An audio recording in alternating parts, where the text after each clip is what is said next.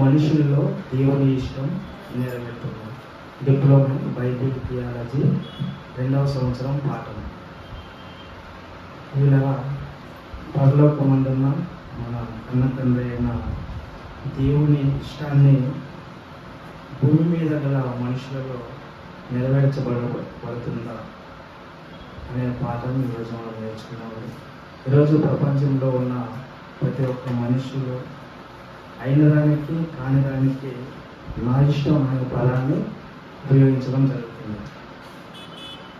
భూమి మీద మనుషులంతా నా ఇష్టం అనే మాటతో పుట్టించిన దేవునికి, అలాగే జన్మనిచ్చిన తల్లిదండ్రులకు, అలాగే బ్రతుకు నేర్పిన సమాజానికి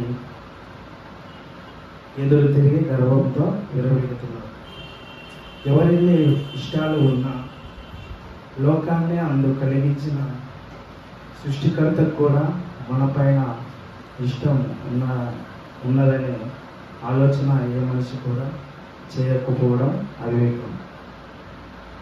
పిల్లరా, ఎవరి ఇష్టం ఎలాగున్నా దేవుని ఇష్టాన్ని మాత్రం మనం నెరవేర్చడానికే ఈ భూమి మీదకి రావడం జరిగింది. దేవుని వలన సర్వ సుఖాలను అనుభవిస్తున్న ప్రతి ఒక్క మనిషి దేవుని ఇష్టాన్ని నెరవేర్చకపోవడం అనేది మరి అవివేకం. అందుకే మరి బైబిల్ ఓపెన్ యూనివర్సిటీ వారు diploma in second year theology second year మరి ఈ పాఠాన్ని పెట్టడం జరిగింది. మనుషుల్లో దేవుని ఇష్టం నెరవేరుతుందా? ప్రభువైన యేసుక్రీస్తు వారు భూమి మీద మరి సువార్త చేస్తున్నప్పుడు ఆయన అక్కడ ఉన్న సమాజానికి బోధిస్తున్న ఒక మాటను మనం ఈరోజు చదువుకున్నాము. పరిశుద్ధ గ్రంథం నుండి మత్తయి సువార్త 6వ అధ్యాయం 9వ వచనం. మత్తయి సువార్త 6వ అధ్యాయం 9వ వచనం. కాబట్టి మీరు ఇలాగూ ప్రార్థన చేయుడి, పరలోకమందున్న మా తండ్రి, నీ నామం పరిశుద్ధపరచబడును గాక, నీ రాజ్యం వచ్చును గాక, నీ చిత్తం పరలోకమందు నెరవేర్చున్నట్లు భూమి యందును నెరవేరును గాక. ఇక్కడ యేసుక్రీస్తు వారు శిష్యులకు నేర్పిస్తున్నటువంటి ప్రార్థన. నీ చిత్తం పరలోకమందు నెరవేరును గాక. నీ చిత్తం అనగా ఇష్టం.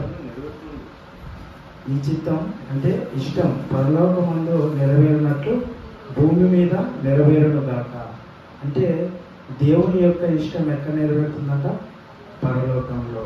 పరలోకంలో ఎవరున్నారు? తండ్రి, కుమారుడు, దేవదూతలు. దేవదూతలు ఉన్నారు. అంటే దేవదూతలు ఎవరు? సేవకులైన ఆత్మలు. అంటే సేవకులైన ఆత్మలే దేవుని యొక్క చిత్తాన్ని, ఇష్టాన్ని నెరవేరుస్తున్నారు. కానీ తన పోలికలో, తన రూపంలో చేసుకున్నటువంటి మనుషులు, కుమారులు దేవుని ఇష్టాన్ని నెరవేర్చడం లేదు. అంటే నెరవేర్చడం లేదు కనుకనే నెరవేరును గాక, నెరవేరాలని ప్రార్థించడం జరుగుతుంది. పిల్లలు, నిజంగా దేవుని చిత్తాన్ని ఎవరు నెరవేర్చాలి అని దేవుని భూమి మీదకి మనల్ని పంపించాలంటే మానవులైన మనమే. మనం ఎవరంటే సాక్షాత్తు కన్న తండ్రి అయిన దేవుని పిల్లలు. పిల్లగా మనిషి దేవుని ఇష్టాన్ని నెరవేర్చకుండా తన ఇష్టాన్నే నెరవేర్చుకోవడం జరుగుతుంది. దేవుని యొక్క ఆలోచనలను, దేవుని యొక్క కోరికను పక్కన పెట్టడం జరుగుతుంది. పిల్లగా నిజంగా యేసుక్రీస్తు వారు మరి భూమి మీద మరి సువార్త చేస్తున్న సమయంలో మనుషుల యొక్క ఆలోచనలు ఏ విధంగా ఉన్నాయో అనే విషయాన్ని కూడా మనం ఈరోజు నేర్చుకున్నామండి. అంటే మనుషుల యొక్క ఇష్టాలు, మనుషుల యొక్క కోరికలు, మనుషుల యొక్క తలంపులు ఏ విధంగా ఉన్నాయని యేసుక్రీస్తు వారు చెప్తున్నాడో ఆ మాట ఒకసారి చూసుకుందాం. మత్తయి సువార్త 6వ అధ్యాయం 25వ వచనం. మత్తయి సువార్త 6వ అధ్యాయం. అందువలన నేను మీతో చెప్పున్నది ఏమనగా, ఏమి తిందుమో ఏమి త్రాగుదుమో అని మీ ప్రాణమును గూర్చి ఏమి ధరించుకుందుమో అని మీ దేహమును గూర్చి అయినను చింతింపకుడి. అంటే మనుషులు దేని గురించి చింతిస్తున్నారంట? ఏమి ధరించుకుందాము, ఏమి త్రాగదము, అంటే ఏమి తిందుము, అంటే చింత. చింత అంటే బాధ. బాధ ఏ విధంగా వస్తుందంటే మనకు ఏవేవి కావాలో అనే ఆలోచనలో మనం ఎల్లప్పుడూ నిరంతరం ఆలోచిస్తే మనకు బాధ అనేది వస్తుంది. అంటే మనుషులు దేని గురించి చింతిస్తున్నారంట? ఏమి తినాలో, అంటే ఏమి త్రాగాలో, ఏమి ధరించుకోవాలో. అంటే మనిషి ఎప్పుడు కూడా ఏమి తినాలి అంటే ఈరోజు ఏ ఫుడ్ తినాలి, ఏ రకంగా మరి నా కడుపును మరి సుఖపెట్టుకోవాలని ఆలోచిస్తున్నారే కానీ దేవుని గురించి మాత్రం ఆలోచించడం లేదు కదా.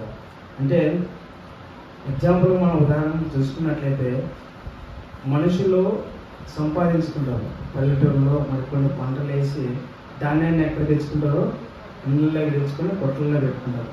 అంటే సంవత్సరానికయ్యే ధాన్యము బస్తాలన్నీ ఇంట్లోనే ఉంటాయి. కానీ మరి భార్యాభర్తలు కలిసి ఏం చేస్తారు? ఏం తినాలా, ఎలా బ్రతకాలా, రేపు ఏం చేసుకోవాలా, ఇంకా మనకు కావాలా, ఇంకా మనకు ధాన్యం కావాలి, బియ్యం కావాలి, సరుకులు కావాలి, అంటే ఇంట్లో సరుకులు అన్నీ ఉంటాయి. కానీ మళ్ళీ సరుకుల గురించి ఆలోచిస్తారు, మనం కట్టుకునే బట్టల గురించి ఆలోచిస్తారు. అంటే ఇలా దేవుడు ఆలోచించవలసింది దేని గురించి అంటే కింద అక్కడే చదువుతుంది, చదవచ్చు.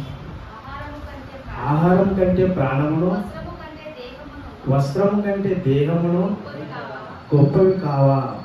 అంటే గొప్పవైన వాటి గురించి ఆలోచించుకోకుండా ఏమి తినాలి, ఏమి త్రాగాలి అనే దాని గురించే ఆలోచిస్తూ ఉన్నాడు పిల్లల. నిజంగా దేవుడు తినడానికి కాదు మనం భూమి మీద పంపించింది, తండ్రి యొక్క ఇష్టాన్ని, తండ్రి యొక్క చిత్తాన్ని నెరవేర్చడానికి భూమి మీదకి పంపించారు. అలాగే మరొక వచనం మనం చూసుకున్నట్లయితే లూకాసు వార్త 6వ అధ్యాయం 19వ వచనం. లూకాసు వార్త 6వ అధ్యాయం 19వ వచనం.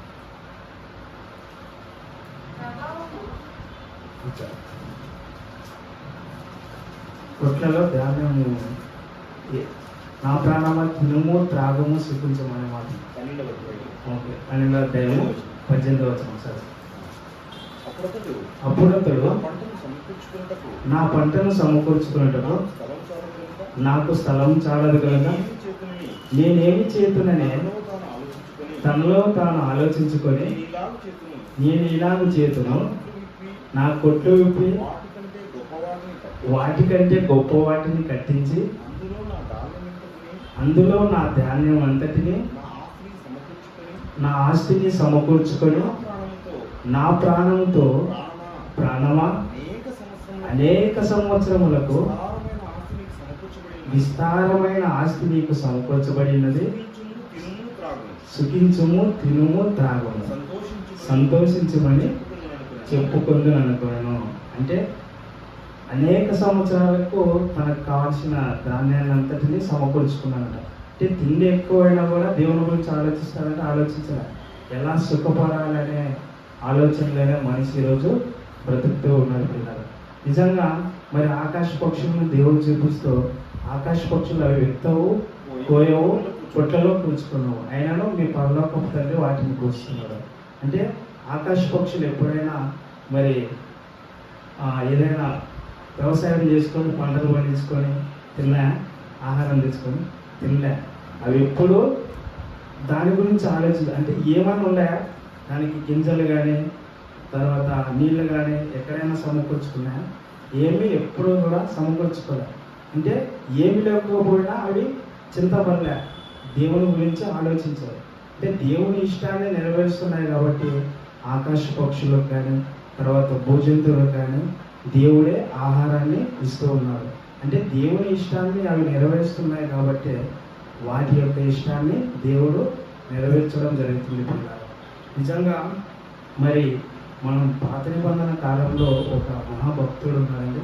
ఆ భక్తుని గురించి కూడా మరి పాఠంలో నేర్చుకున్నాము. ఆయన కూడా మీకు అందరికీ తెలుసు. అపోస్తుల కార్యములు 17వ అధ్యాయం 22వ వచనం. అపోస్తుల కార్యములు 17వ అధ్యాయం 22వ వచనం. తరువాత అతనిని తొలగించి దావీదును వారికి రాజుగా ఏర్పరచెను, మరియు ఆయన నేను యెషయా కుమారుడైన దావీదును కనుగొంటిని, అతడు నా ఇష్టానుసారుడైన మనుషుడు, అతడు నా ఉద్దేశములన్నీ నెరవేర్చునని చెప్పి అతని గురించి సాక్ష్యం ఇచ్చాను. అంటే దేవుడే ఎవరిని కనుక్కున్నాడంట? యెషయా కుమారుడైన దావీదు గారిని. ఈరోజు మన గురించి దేవుడు అలా చెప్తున్నాడా? చెప్పాలంటే దేవుని యొక్క ఇష్టాన్ని, ఉద్దేశాలని నెరవేర్చే వారే ఉంటేనే దేవుడు ఆ మాట అంటాడు. నిజంగా దావీదు గారు మరి వాళ్ళ తండ్రికి చిన్న కుమారుడు ఉంటే ఎక్కడున్నాడు? గొర్రెలు మేపుకుంటూ ఎక్కడో పొలాల్లో అరణ్యంలో ఉన్నటువంటి దావీదును దేవుడు ఎక్కడ తెచ్చిపెట్టాడు? సింహాసనం పైన. అంటే దావీదు గారి చరిత్ర చూస్తే ఒక గొర్రెల దొడ్డిలో ఉన్నటువంటి దావీదును దేవుని సింహాసనాన్ని ఇచ్చేశాడు. ఇలా అంటే ఒక ప్రవక్త అయిన సమూయేలు చేత అభిషేకించి మరి రాజుగా పట్టాభిషేకం చేశాడు. అంటే దేవుని యొక్క ఇష్టాన్ని దావీదు గారు నెరవేర్చాడు. అంటే మరి ఎవరు? గొల్లియాతు మరి ఇజ్రాయేల్ అంటే సున్నతి లేని ఫిలిష్తీయులు మరి ఆ దేవుని నామాన్ని మరి కించపరుస్తున్నప్పుడు దావీదు గారు బాధైనప్పుడే మరి పోరాడి గెలిపించారు దేవుని. అలాగే ఆయన యొక్క ఉద్దేశాలన్నీ నెరవేర్చాలంట. ఆ ఉద్దేశంలో ఒక ఉద్దేశమే దేవుని కోసం ఒక మందిరం కట్టాలనుకున్నారు. వీళ్ళారా దేవుని యొక్క మందిరాన్ని కట్టాలనుకున్న వాళ్ళు ఎవరైనా ఉన్నారంటే అది దావీదు గారే. అంతవరకు దేవుని యొక్క సర్వసుఖాలను దేవుని నుంచి అనుభవిస్తూ దేవుని కోసం మరి ఏది చేయకోకుండా మరి దేవుని యొక్క మందసం దేవుడు ఎక్కడున్నాడు అనే విషయాన్ని మనం చూస్తున్నాం. 2 సమూయేలు 7వ అధ్యాయం 2 నుంచి 7 వచనం చదవండి. 2 సమూయేలు 7వ అధ్యాయం 2 నుంచి 7 వచనం. నేను దేవదారు మ్రానుతో కట్టిన నగరి యందు వాసం చేయుచుండగా దేవుని మందసము డేరాలో నిలిచి ఉన్నదనగా నాతాను యెహోవా నీకు తోడుగా ఉన్నాడు, నీకు తోచినదంతయో నెరవేర్చమని. అంటే దావీదు గారు ఏం ఆలోచించారంటే, నేను ఎక్కడో అంతఃపురంలో మరి సుఖాలు అనుభవిస్తున్నాను, కానీ నా దేవుని మందసం ఎక్కడుందంట? డేరాల్లో. అంటే గొడ్డ ముక్కలతో డేరాల్లో ఉన్నటువంటి ఆ మందసాన్ని దేవుని కోసం మరి దేవుణ్ణి నేనైతే అంతఃపురంలో నివసిస్తున్నాను, సకల సౌఖ్యాలు సుఖాలు అనుభవిస్తున్నాను, కానీ నా దేవుడు ఎక్కడున్నాడు?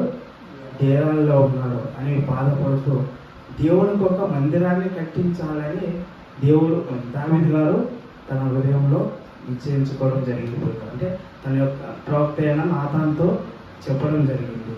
అప్పుడు దేవునికి కూడా ఇష్టం, కానీ దేవుడు కూడా ఒక మాట అంటాడు. ఆ మాట, నేనున్న దానికంటే విలువైన మందిరాన్ని నా తండ్రికి కట్టిస్తానని దావీదు గారు అంటారు.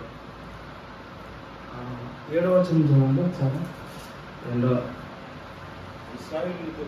ఇశ్రాయేలుతో కూడా నేను సంచరించిన కాలమైతే ఎవరికైనాను దేవదారు మందిరం ఒకటి మీరు నాకు కట్టింపకపోతిరే అని నేను ఎన్నడైనాను అనుకుంటున్నా. అంటే అని ఉంటున్నాను. దేవుడు ఒక నింద వాళ్ళ మీద వేస్తున్నాడు పిల్లలు. నిజంగా అలాంటి యొక్క ఆలోచన ఎవరికి వచ్చింది? దావీదు గారు నిజంగా దేవుని యొక్క ఉద్దేశాలన్నింటినీ నెరవేర్చిన వారు. అందుకే దావీదు గారిని దేవుడు ఏమంటున్నారంటే నా ఇష్టానుసారుడైన మనుషుడు. పిల్లరా, నిజంగా మన ఇష్టాలు ఎన్నున్నా వాటిని పక్కన పెట్టి దేవుడి ఇష్టాన్ని నెరవేర్చాలి. దేవుడి యొక్క ఇష్టాన్ని, దేవుడి యొక్క చిత్తాన్ని నెరవేరిస్తే దేవుడు మనల్ని ఎప్పుడూ కాపాడుతాడు. ఎన్ని ఇబ్బందులైనా, ఎన్ని సమస్యలు వచ్చినా, ఎంతగా మనకు ఇబ్బందులు ఎదురైనా కూడా మనం దేవుడి యొక్క చిత్తాన్ని, దేవుడి యొక్క ఇష్టాన్ని నెరవేర్చాలనే ఒక కృత నిశ్చయంతో ఉంటే దేవుడు మనల్ని ఎల్లప్పుడూ కాపాడుతూనే ఉంటాడు. విఠలసాగర్లో మందిరం కట్టాలనుకున్నారు దేవుని కోసం. అంటే ఆయన కూడా హాస్పిటల్ వెళ్ళి వచ్చాడు బయటికి. అందుకే ఎందుకు కాపాడాడంటే దేవుడి యొక్క మందిరం అంటే దేవుని యొక్క ఇష్టాన్ని, దేవుని యొక్క ఇష్టాన్ని మనం నెరవేర్చాలనుకుంటే మనకి ఎన్ని ఇబ్బందులు ఉన్నా, ఎన్ని సమస్యలు ఉన్నా, ఎంత రోగంతో ఉన్నా కూడా దేవుడు అలాగే బ్రతికిస్తూ ఉన్నాడు. ఎప్పటికైనా మనం గుర్తుపెట్టుకోవాల్సింది ఏంటంటే దేవుని యొక్క ఇష్టాన్ని మన జీవిత కాలంలో మనం నెరవేర్చాలనుకుంటే మనం తప్పక దేవుడు బ్రతికిస్తాడు. ఎవరి గురించి ఆలోచించినా కూడా దేవుడు బ్రతికించలేమో, కానీ దేవుని గురించి మాత్రం మనం ఎప్పటికీ ఆలోచించాలి.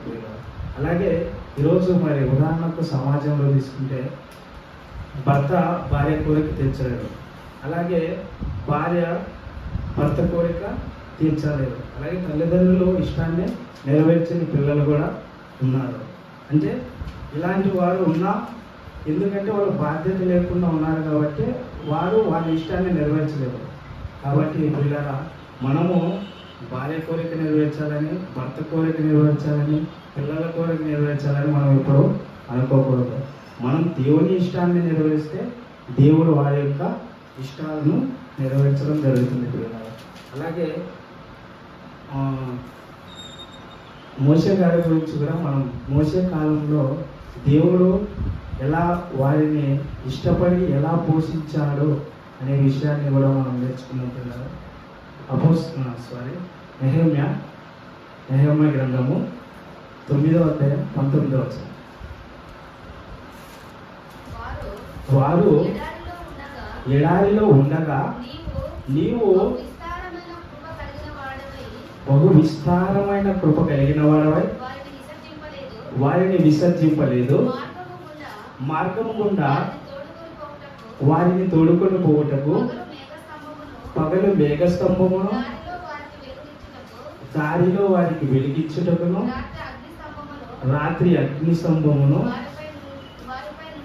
వారిపై నుండి వెళ్ళిపోక నిలిచెను.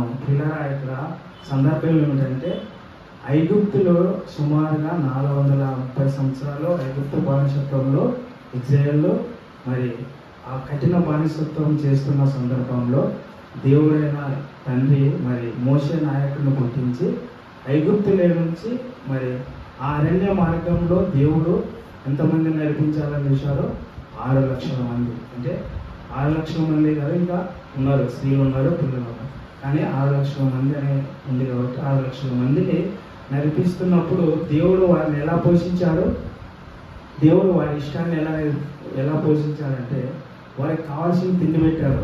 అంటే వారు మాకు మాంసం కావాలంటే మాంసాన్ని, మరి పూరేలను రప్పించి, తూర్పు గాలి చేత పూరేలను రప్పించి వారి ఆకలిని తీర్చారు. పిల్లరా, అంటే మాంసం కావాలంటే మాంసం, అంటే 6 లక్షల మందికి. ఇప్పుడు మనం ఏదైనా చిన్న ఫంక్షన్ పెట్టుకుంటే 50-60 మందికి మనం ఫుడ్ పెట్టాలన్నా ఆలోచిస్తాం, కానీ దేవుడు ఎంతమందికి పెట్టాడంట? 20 లక్షల మంది. పిల్లరా, నిజంగా 20 లక్షల మందికి మరి ఎంత మాంసం కావాలో ఒకసారి ఆలోచించండి. అంటే ధూళి వల్ల నీళ్ళు ఎన్ని కావాలి, ఎన్ని లీటర్లు నీళ్ళు కావాలి, అంటే ఎన్ని లీటర్లు నీళ్ళు కావాలి, ఎంతో మరి 1 టన్నుల మాంసం కావాలి. అంత మాంసంతో మనం వారిని పోషించాలి పిల్లలు. అలాగే వారిని ఎలా పోషించాలనే విషయం, నీవు ఇచ్చిన మన్నాన్ని ఇయ్యక మానలేదు, వారి దాహమునకు విరకమిచ్చితివి,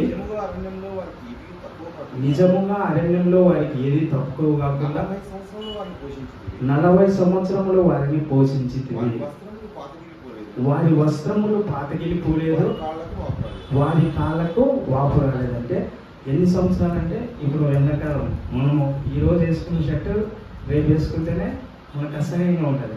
అంటే నిజంగా 40 సంవత్సరాలు వారి వస్త్రాలు పాతగిలిపోలేదంట. నిజంగా ఎంత పోషించారంటే వారిని, ఎంత ప్రేమ దేవుడు వారిపై చూపించాడు. అంటే వారికి ఏ ఇష్టం ఉందో ఆ ఇష్టాలన్నింటినీ దేవుడు నెరవేర్చాడు. అంటే వారికి మంచి బట్టలు మాయకోకుండా అలాగే పెట్టారు. అలాగే 40 సంవత్సరాలు మనం చెప్పులు ఒక 6 నెలలు ఉంటే అరిగిపోతారు. అది అరణ్యంలో 40 సంవత్సరాలు వాళ్ళ చెప్పులు కూడా పాతగిలిపోలేదంట, వాళ్ళ కాళ్ళకు వాపు రాలేదంట. పిల్లల నిజంగా ఎంత ప్రేమ చూపించాడు దేవుడు. వారు కోరుకున్న ప్రతి ఇష్టాన్ని, వారు ఆహారం కావాలంటే మాంసం కావాలంటే మాంసం పెట్టాడు, వారికి నీళ్లు కావాలంటే నీళ్ళు ఇచ్చాడు, వారికి ఏది కావాలన్నా ఆ 40 సంవత్సరాల్లో దేవుడు అంతగా ఇచ్చేశాడు. అంటే వారి యొక్క ఇష్టాన్ని దేవుడు నెరవేర్చాడు. అలాగే సముద్రాన్ని ఎర్ర సముద్రాన్ని కూడా పాయలు చేసి ఒక చక్కటి దారి ఏర్పరిచాడు. అంటే వాళ్ళ కళ్ళ ముందు అన్ని చేసినా కూడా వారు దేవునికి ఇష్టంగా బ్రతకలేకపోయారు. ఇష్టంగా బ్రతకలేకపోవడం ఇంకా మోషేను అహరోను వాళ్ళు నిందించారంట, అవమానపరిచారంట. ఎక్కడో మేము ఐగుప్తులోనే ఉండింటే బాగుంటుంది, అక్కడ మంచి మాంసం మంచి తిని మేము చచ్చిపోయినా పర్వాలేదంటే లాస్ట్ తిండి తిని చచ్చిపోవాలనే ఆశ కోరిక వాళ్ళు ఉందంట. అంటే నిజంగా ఎంత దౌర్భాగ్యులు అంటే వాళ్ళు ఇజ్రాయేల్లో దేవుడు అంత ప్రేమ చూపించిన, అంటే రాత్రి కాలంలో మరి రాత్రి అంత చీకటి ఉంటుంది కదండి, ఆ చీకటిలో దేవుడు ఏం చేశాడు, అగ్నిస్తంభాన్ని, అంటే రాత్రి అడవిలో ఎలా ఉంటాయి, అడవిలో అంత ముళ్ళ తుంపలు ముళ్ళ పొదలు, అలాంటి అడవిలో దేవుడు రాత్రి మరి అగ్నిస్తంభము, పగలైతే మేఘస్తంభం. నిజంగా వారికి ఎంతగా పోషించాడంటే చాలా పోషించాడు పోయారు. కానీ వారు ఏ విధంగా ఉన్నారంటే దేవునికి ఇష్టలుగా లేకపోయేది. అందుకే మొదటి కొరింథీ పత్రికలో ఒక మాట అంటున్నాడు, 10వ అధ్యాయం 5వ వచనం, మొదటి కొరింథీ 10వ అధ్యాయం 5వ వచనం. అయితే వారిలో ఎక్కువ మంది దేవునికి ఇష్టలుగా ఉండకపోయారు కనుక అరణ్యంలో సంహరింపబడేది. నిజంగా దేవునికి ఇష్టలుగా లేదంట. దేవుడు ఎంతో ఇష్టపడి తన చిత్తాన్ని నెరవేర్స్తారు. నా పిల్లలు పాలు తేనెలు ప్రవహించి దేశానికి వెళ్ళిపోతారని దేవుడు కావాలంటే దేవుని ఇష్టాన్ని నెరవేర్చకుండా తమ ఇష్టాన్ని నెరవేర్చుకొని ఏమైపోయారంట, అరణ్యంలో సంహరింపబడ్డారంట. ఇలా మనం ఎప్పుడు కూడా దేవుని ఇష్టాన్ని నెరవేర్చే పిల్లలుగానే మనం ఉండాలి. నిజంగా ఇజ్రాయేల్కి అంతా మేలు చేసినా కూడా వారు దేవుణ్ణి ఇష్టపడలేదు, దేవుడికి ఇష్టలుగా ఉండలేదు. అంటే వాళ్ళు నిజంగా చాలా మరి దేవుడిని మోసం చేశారని మనం తెలుసుకోవచ్చు పిల్లలు. అలాగే మరి యేసుక్రీస్తు వారు దేవుడిని ఎలా దేవుని ఇష్టాన్ని దేవుని చిత్తాన్ని ఎలా నెరవేర్చారు అనే విషయాన్ని కూడా మనం తెలుసుకునే పాఠంలో యోహాను సువార్త 4వ అధ్యాయం 34వ వచనం. యోహాను సువార్త 4వ అధ్యాయం 34వ వచనం చదవండి. యేసు వారిని చూచి నన్ను పంపిన వాని చిత్తం నెరవేర్చుటయు ఆయన పని తుద ముట్టించుటయు నాకు ఆహారమై ఉన్నదంట. యేసుక్రీస్తు వారు మరి భూమి మీద బ్రతుకుతున్న దినములు ఏమంటున్నారంటే నన్ను పంపిన వాని చిత్తము, అంటే దేవుడు ఎందుకు పంపించాడు యేసుక్రీస్తు వారిని భూమి మీదకి? మన పాపాల నిమిత్తం కలువరి శిలువలో ప్రాణం పెట్టి మనల్ని రక్షించాలని దేవుడు పంపించాడు పిల్లల. అందుకే ఆయన ఆహారం ఏమంట, ఆయనకి ఆహారం ఇవ్వాలని శిష్యులు వస్తే మీకు తెలియని ఆహారం నాకు ఉంది.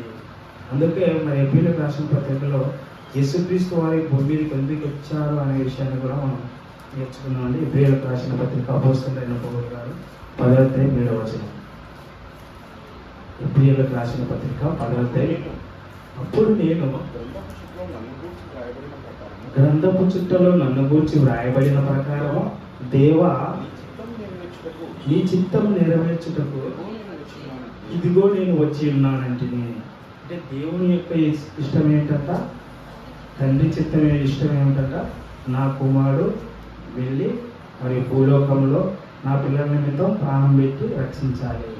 అందుకే యేసుక్రీస్తు వారిని భూమి మీద పంపించారు. అందుకే యేసుక్రీస్తు వారు ఎప్పటి నుంచి దేవుని ఇష్టాన్ని నెరవేర్చారు? 12వ ఏటనే.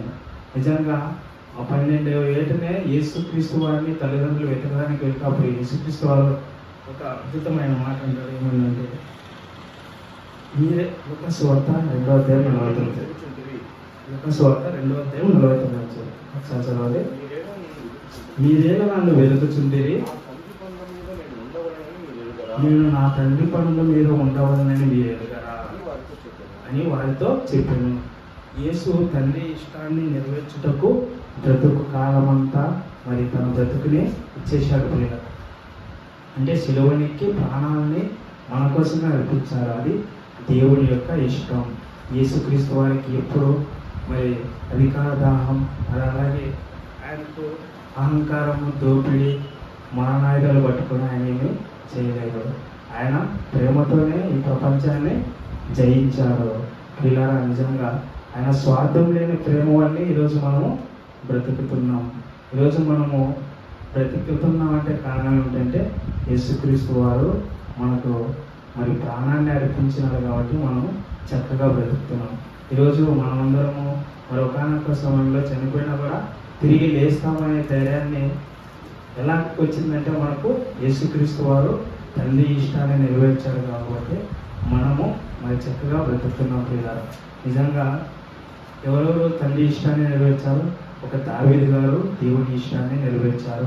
అలాగే ఒక మోషే గారు దేవుని ఇష్టాన్ని నెరవేర్చారు. అలాగే యేసుక్రీస్తు వారు కూడా దేవుని ఇష్టాన్ని నెరవేర్చారు. మరి ఇంతమంది దేవుని ఇష్టాన్ని నెరవేర్స్తే మరి పిల్లలమైన మనం దేవుని ఇష్టాన్ని నెరవేర్చకపోతే ఏం జరుగుతుందో కూడా మనం తెలుసుకున్నాం. ఉదాహరణ కాదు, యథార్థ గాథ లూకాసు సువార్త 16:25 ధనవంతుడు లాజరు సందర్భం. అందుకు అబ్రహాము, కుమారుడా, నీవు నీ జీవిత కాలం అంతయు నీకు ఇష్టమైనట్టు సుఖం అనుభవించితివి, అలాగుననే లాజరు కష్టము అనుభవించగానే జ్ఞాపకం చేసుకున్నాము. అంటే ధనవంతులు ఎలా బ్రతికాడంట? తమ జీవిత కాలం అంతా ఆయనకి ఇష్టమైనట్టే బ్రతికాడంట. అంటే రోజు ఎలా బ్రతికేవాడంటే ఊదా రంగు బట్టలు, సన్నపు నారా దుస్తులు, అంటే కాస్ట్లీ, ప్రతిరోజు కాస్ట్లీ తిండి తినేవాడు, ప్రతిదినము బహుగా సుఖపడుతుండేవాడు. అంటే ఆయన సుఖాన్ని ఆయనే పొందాడు. అంటే దేవుని ఇష్టాన్ని ఎప్పుడు దేవుని గురించి ఆలోచించకనే మరి చనిపోయాడు పిల్లలు. కానీ లాజరు ఏమి ఎల్లప్పుడూ దేవుని కోసమే బ్రతికాడు, దేవుని గురించి ఆలోచించాడు, దేవుని ఇష్టాన్ని నెరవేర్చాడు. కాబట్టి లాజరు ఎక్కడికి వెళ్ళిపోయాడు? పరదేశికి, అంటే నెమ్మది పొందుతానికి. కానీ ధనవంతుడు ఎక్కడికి వెళ్ళిపోయాడు? ఒకనొక స్థలంలో ధనవంతుడు చనిపోయాడు, వేదనకరమైన స్థలంలో. ఆ వేదనకరమైన స్థలం ఎలా ఉంది? భయంకరమైన అగ్నిలో. అంటే ఇక్కడ లీటర్లు జ్యూస్ తాగింటాడు, అంటే లీటర్లు మంచి నీళ్ళు తాగింటాడు. అంటే మనం ఇప్పుడు ఫిల్టర్ నీళ్ళు తాగుతాం కదా, ఇంకా ధనవంతుడు కదా, ఆ కాలంలో కూడా ఆయన మంచి నీళ్ళే తాగింటాడు. అంటే అన్ని నీళ్ళు, అన్ని లీటర్ల నీళ్ళు, అంత మంచి జ్యూసు, అంటే కోరుకున్నవన్నీ తాగి బహుగా సుఖపడి మరి చనిపోయిన మరుక్షణమే వేదనకరమైన వేధించడమే ఏం కనపడింది? ఒక చుక్క నీటి బొట్టు కూడా దొరకలేదు పిల్లలు. అంటే దూరం నుంచి లాజరును చూసి లాజరును పంపిమన్నాడు. అంటే భూమి మీద ఉన్నంగానే ఏం చేయాలా? దేవుని ఇష్టాన్ని నెరవేర్చాలి. దేవుని ఇష్టాన్ని నెరవేర్చకపోతే, దేవుని ఇష్టం అంటే ఏంటంటే దేవుని యొక్క కార్యక్రమాలు చేయాలి, దేవుని యొక్క పనులు చేయాలి, దేవుని యొక్క సువార్తను చేయాలి. నిజంగా దేవుని పని అంటే మనం దేనికి విలువ ఇవ్వకపోయినా దేవుని పనికి మాత్రం ఖచ్చితంగా విలువ ఇవ్వాలి. దేవునికి విలువ ఇస్తేనే మనం బ్రతుకుతాం, దేవుని పనికి విలువ ఇస్తేనే మనం బ్రతుకుతాం. కానీ ధనవంతుడు ఏం చేశాడంట? ప్రతిదినము బహుగా సుఖపడినాడంట. దేవుని ఇష్టాన్ని పక్కన పెట్టాడు. కానీ లాజరు దేవుని ఇష్టాన్ని నెరవేర్చాడు కాబట్టి నెమ్మదికరమైన స్థలానికి వెళ్ళిపోయాడు పిల్లలు. కాబట్టి మనం కూడా దేవుని యొక్క ఇష్టాన్ని నెరవేర్చాలి. నెరవేర్చకపోతే ఏం జరుగుతుందంటే రోమపత్రిక అపోస్తలులైన పౌలు 12:2 రోమీయులకు రాసిన పత్రిక 12:2 మీరు ఈ లోక మర్యాదను అనుసరింపక ఉత్తమమును అనుకూలమును సంపూర్ణమైన దేవుని చిత్తం ఏదో పరీక్షించి తెలుసుకున్నట్లు మీ మనస్సు మారి నూతన మగుట వలన రూపాంతరము పొందిడి. ఇక్కడ ఒక ప్రపంచంలో గొప్ప వాళ్ళు అనుకుంటున్నారు. అంటే దేవుని దృష్టిలో వాళ్ళు గొప్ప వాళ్ళు కాదు. ఎవరు? ప్రతి రాత్రి ప్రపంచ చిత్రపటంపై చేతులుంచి ఈ లోక రాజ్యాలన్నింటినీ కైవసం చేసుకొని నా ఇష్టాన్ని నెరవేర్చుకోవాలనుకున్నారు. ఎవరు? జర్మనీ నియంత హిట్లర్. ఆయన ఏం చేశారు అంటే ఆయన ఇష్టమేమి? ప్రపంచాన్ని జయించాలి, ప్రపంచంలో ఉన్నటువంటి రాజ్యాలన్నింటినీ కైవసం చేసుకొని బ్రతకాలనేది ఆయన ఇష్టం. అందుకే ప్రతి రాత్రి నిద్రపోతున్నప్పుడు ఏం చేస్తున్నాడంట? ఆయన ప్రపంచ పట్టం మీద చేయబెట్టి నిద్రపోతున్నాడు. కానీ ఒకానొక సమయంలో ఆయన ఏ విధంగా చనిపోయాడు, ఆత్మహత్య చేసుకొని చనిపోయాడు. ప్రియులారా, అలాగే ఒక జర్మనీ నియంత హిట్లర్ ఏ విధంగా చనిపోయాడు. తర్వాత మరి ప్రపంచాన్ని జయించాలనేటువంటి ఒక కోరిక కలిగిన మరో వ్యక్తి ది గ్రేట్ అలెగ్జాండర్. ఆయన కూడా ప్రపంచాన్ని జయించాలనుకున్నాడు. అంటే గ్రీకుల ఆధిపత్యమే ప్రపంచం మొత్తం ఉండాలని కోరుకున్నాడు. కాబట్టి ఆయన కూడా ఏ విధంగా చనిపోయాడు, చిన్న దోమకాటుతో ఆయన చనిపోయాడు. పిల్లలు, ఇలా భూమి మీద గొప్ప గొప్ప రాజులు, గొప్ప గొప్ప చరిత్రలు కలిగిన వారు తమ ఇష్టాన్ని నెరవేర్చుకోవాలని చూసి చివరికి ఏ ఇష్టాన్ని నెరవేర్చుకోగానే చనిపోవడం జరిగింది. పిల్లలు, నిజంగా దేవుని యొక్క ఇష్టం ఏంటంటే దేవుని యొక్క పని చేయాలి. అందుకే మనం దేవుని ఇష్టాన్ని ఎలా నెరవేర్చాలనే విషయాన్ని మనం కొన్ని మాటలు చూసుకొని ఈ పాఠాన్ని ఉంచుకున్నామండి. మొదటి తిమోతీయులకు రాసిన పత్రిక అపోస్తలుడైన పౌలు 2వ అధ్యాయం 4వ వచనం. దేవుని ఇష్టం ఏమిటి? ఆయన మనుషులందరూ రక్షణ పొంది సత్యమును గూర్చిన అనుభవ జ్ఞానం గలవారై ఉండవలనని ఇచ్చేయించుచున్నాడు. అంటే సత్యం గురించిన అనుభవ జ్ఞానం కలిగి ఉండాలంట. అంటే మనం దేవుని యొక్క వాక్యాన్ని నేర్చుకొని ఈ ప్రపంచాన్ని అనుభవ జ్ఞానం నేర్చుకుని ప్రపంచాన్ని వెలిగిస్తేనే మనం దేవుని యొక్క ఇష్టాన్ని నెరవేర్చినట్లు ప్రియులారా. అలాగే మరొక మాట మనం చేసుకున్నాం. మొదటి పేతురు 2వ అధ్యాయం 15వ వచనం. మొదటి పేతురు 2వ అధ్యాయం 15వ వచనం. ఏలైనగా మీరిట్లు యుక్త ప్రవర్తన గలవారై అజ్ఞానముగా మాట్లాడే వారి నోరు మూయుట దేవుని చిత్తం. ఈరోజు దేవుడి గురించి ఎంతోమంది అజ్ఞానంగా మాట్లాడుతున్నారు. అంటే ఇది విదేశీ మతం అని, దేవుడు అసలు ఈ దేవుడు యేసుక్రీస్తు మేకులు పీక్కోలేని వాడని, అంటే భయంకరంగా క్రైస్తవ్యాన్ని యేసుక్రీస్తుని మరి నిందించడం జరుగుతుంది. అలాంటి వారి ఎదుట మనము ఏ విధంగా వారి నోరు మూయించాలంటే ఇది కూడా దేవుని యొక్క ఇష్టమే ప్రియులారా. అలాగే చివరికి మనం ఏం చేయాలంటే మన శరీరాన్ని సజీవయాగంగా దేవునికి సమర్పించుకోవాలి. ఇది దేవుని ఇష్టం. మనం మనుషులుగా ఉన్నటువంటి మనం దేవుని ఇష్టం మనలో నెరవేరుతుందంటే నెరవేరుతుంది. ఎప్పుడంటే రోమీయులకు రాసిన పత్రిక 12వ అధ్యాయం 1-2 వచనాలు. రోమీయులకు రాసిన పత్రిక 12వ అధ్యాయం.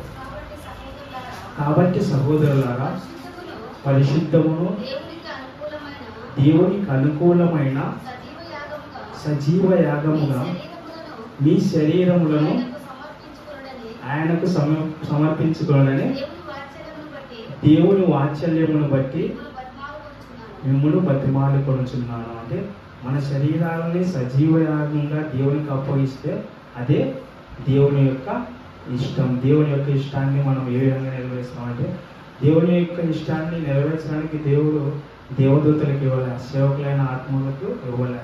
దేవుని పోలికలో, దేవుని స్వరూపంలో, దేవుని యొక్క ఆలోచనలో, మరి దేవుని యొక్క సొంత మరి చేతులతో నిర్మింపబడిన మనుషులమైన మనమే దేవుని యొక్క కోరికను, దేవుని యొక్క ఇష్టాన్ని నెరవేర్చేవారిగా ఉండాలి పిల్లలు. అందుకే మన శరీరాన్ని ఏ విధంగా సమర్పించాలంట? సజీవ యాగంగా. అంటే మనం బ్రతికున్నప్పుడు నిజంగా ఒక శిఖర చెప్పాలంటే మనం ఎప్పుడు బ్రతికుండాలంటే మనం ఏం చేయాలా? దేవుని యొక్క ఇష్టాన్ని నెరవేర్చే పిల్లగా ఉండాలి. దేవుని యొక్క పనిలో ఉంటే మనల్ని దేవుడు ఎప్పుడు కాపాడుతూనే ఉంటాడు. అందుకే మరి దేవుడు కూడా ఒక మాట అంటాడు, ఏంటంటే ప్రభువా ప్రభు అని నన్ను పిలిచి ప్రతి వాడును పరలోక రాజ్యంలో చేయడు, కానీ నా తండ్రి చిత్త ప్రకారము చేయువాడే పరలోకంలో ప్రవేశించును. నిజంగా దేవుని పని, దేవుని యొక్క మరి కార్యక్రమాలు మనము మన శివుడి ద్వారా ఎన్నో చేస్తున్నాం. మనం ఈ విధంగా దేవుని యొక్క ఇష్టాన్ని నెరవేర్స్తేనే అప్పుడు దేవునికి మనుషుల్లో దేవుని ఇష్టం అనేది నెరవేరుతుంది పిల్లలు. నిజంగా దేవుని యొక్క ఇష్టాన్ని నెరవేర్చిన భక్తులు ఎవరో నేర్చుకుందాం ఒకసారి చెప్పండి. దావీదు గారు, మోషే గారు, యేసుక్రీస్తు వారు, ఇంకా చాలా మంది భక్తులు ఉన్నారు.